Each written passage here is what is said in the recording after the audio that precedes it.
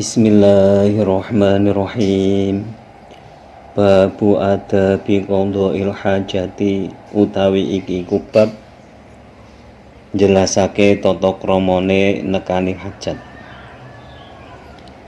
An Anasin radhiyallahu anhu qala kana Rasulullah sallallahu alaihi wasallam idza dakhala al-khala'a wa du'a khatamahu akhrajahu al-arba'atu wa huwa ma'lulun.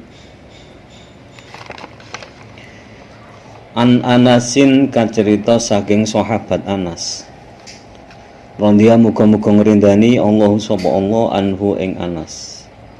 Qala matur sapa Anas kana ono sapa Rasulullah sallallahu alaihi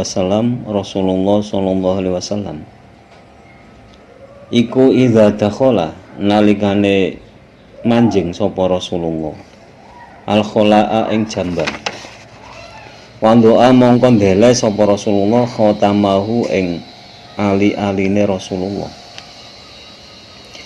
Akhraja ngriwayatake hu ing hadis al-arba'atu sapa imam papat wa hadis maklulun iku den ilati. Bab selanjutnya dari kitab Toharo adalah adabu qadha'il hajat, yaitu tata krama dalam memenuhi hajat. Al-hajat di sini yang dimaksud adalah al-baulu wal itu, yaitu memenuhi al-baulu wal itu,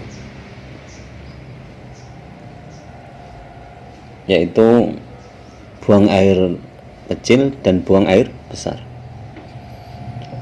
Hadis yang pertama dari pembahasan ini adalah dari Anas radhiyallahu anhu yang berkata bahwa Rasulullah sallallahu alaihi wasallam ketika masuk ke kamar kecil, beliau melepaskan cincinnya dan meletakkan cincinnya. Jadi sebelum masuk ke kamar kecil itu cincinnya dilepas.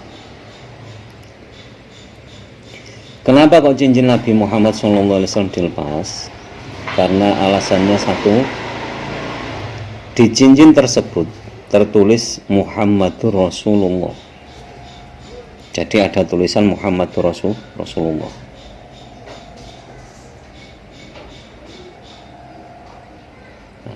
Hadis ini juga menunjukkan bahwa ketika seseorang masuk ke kamar kecil atau ke tempat-tempat yang najis, itu hendaklah menjaga dari menyebut asma Allah atau asma yang mulia lainnya. Misalkan seperti tadi Muhammadur Rasulullah, atau ayat-ayat Al-Quran, atau dari Asmaul Husna, atau dari sifat-sifat Allah, itu dijaga, membacanya dijaga. Kenapa kok membacanya dijaga? Apa haram? Tidak. Karena sebuah etika kita ketika di tempat yang najis, kenapa kok dilarang menyebut asma Allah atau menyebut asma Rasulullah? Itu karena untuk menjaga kehormatan nama-nama tersebut.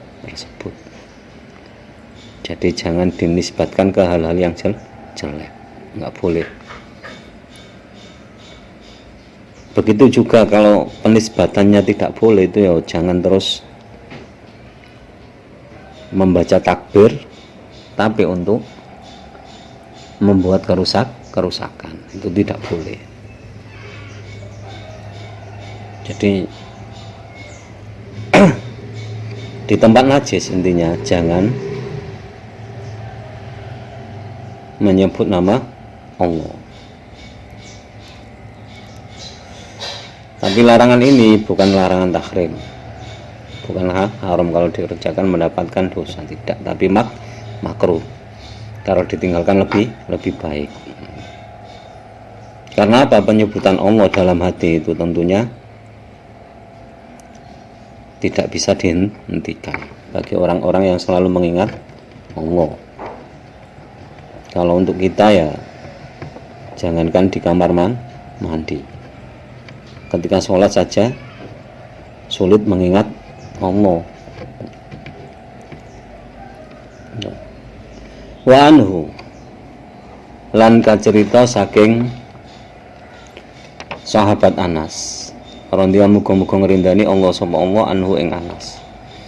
Kala matur sapa Anas, kana ono sapa an-nabiyyu sallallahu alaihi wasallam, Kanjeng Nabi Muhammad sallallahu alaihi wasallam iku idza dakhala nalikane manjing sapa Rasulullah al khalaa ing jamban utawa kamar kecil.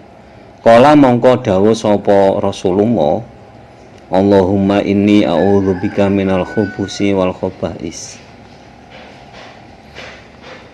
Ing dawuh Allahumma inni a'udzubika minal khubusi wal khaba'is.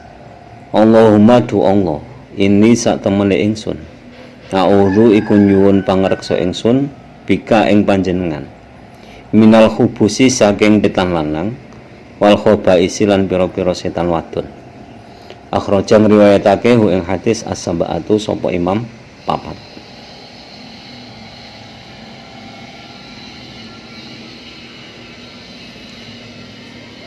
Nah, dari Anas bin Malik pula berkata bahwa Kanjeng Nabi Muhammad SAW ketika masuk ke kamar kecil, beliau membaca Allahumma inni a'udzubika minal khubusi wal khaba'is, yaitu memohon perlindungan kepada Allah dari khubusi wal khaba'is. Maksud dari khubusi adalah jin laki-laki, khaba'is itu jin perempuan.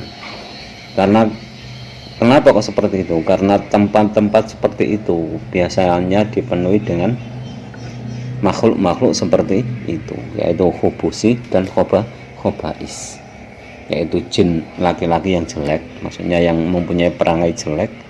Khaba'is juga demikian, jin-jin yang mempunyai perangai jelek. Jadi intinya itu mengajak melupakan kepada Allah Subhanahu wa ta'ala. Sehingga orang-orang alim dulu jarang makan supaya jarang ke kamar kecil, karena menghindari hal-hal yang jelek.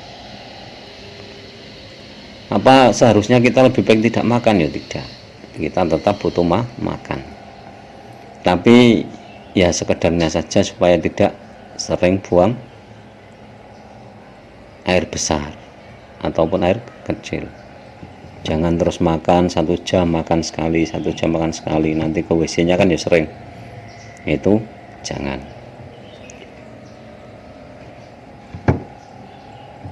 Itu untuk menghindari hal-hal yang jelek. Jadi sering seperti itu. Jadi demikian pembahasan awal hadis, yaitu ketika kita masuk ke kamar kecil apa saja yang dibolehkan dan apa saja yang tidak diperbolehkan, lalu bacaannya membaca apa.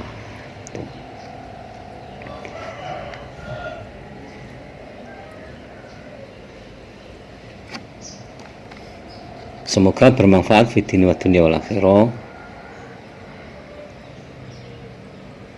Akhirul kalam, ihdinas siratal mustaqim, wallahul muwaffiq ila aqwamit thoriq.